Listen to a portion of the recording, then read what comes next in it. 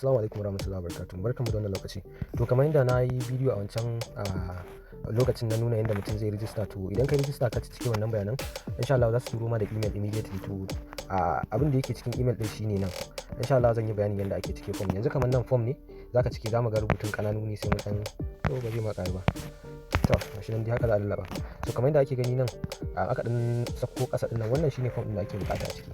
Wannan abubuwan kuma aka lura daga nan za a ga nan shine suke cewa fill in this unit master participant form is a mandatory.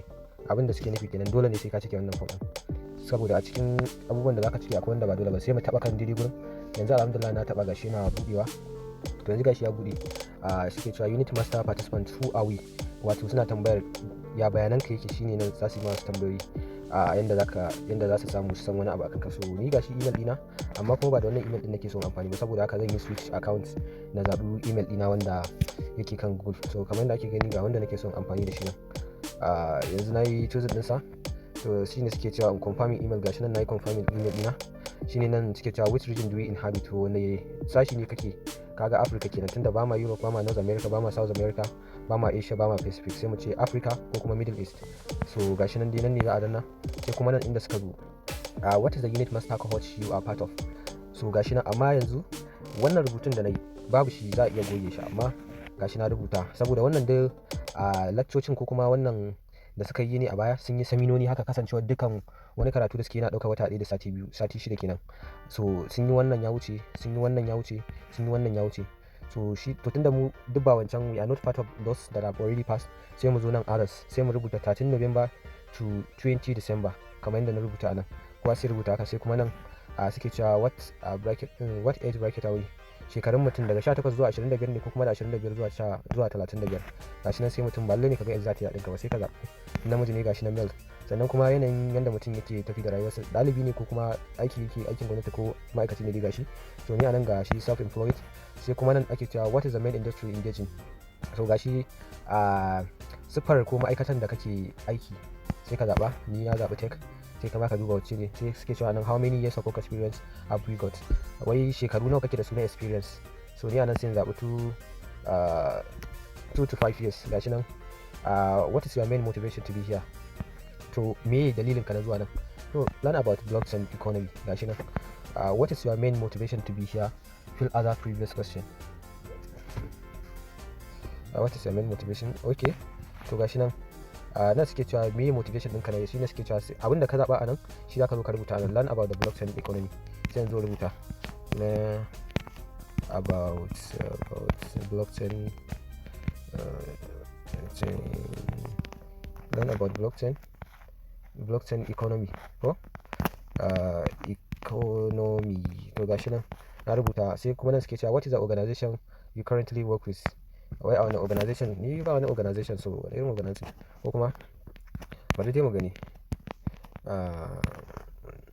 Na rubuta dai a nan yanda amsa ta take. Sai dai nan kuma suke cewa what is one liner that describe you best, there is no right or wrong answer. Sai suke cewa wai ya sifofin ka suke, za a iya cewa ko kuma gashi nan an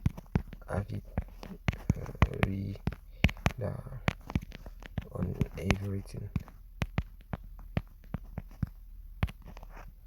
Gashi nan one statement quote you feel inspired by, if any.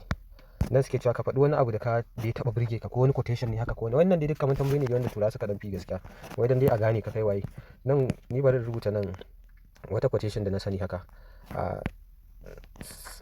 ko kuma bari mu gani. Victory means never staying down.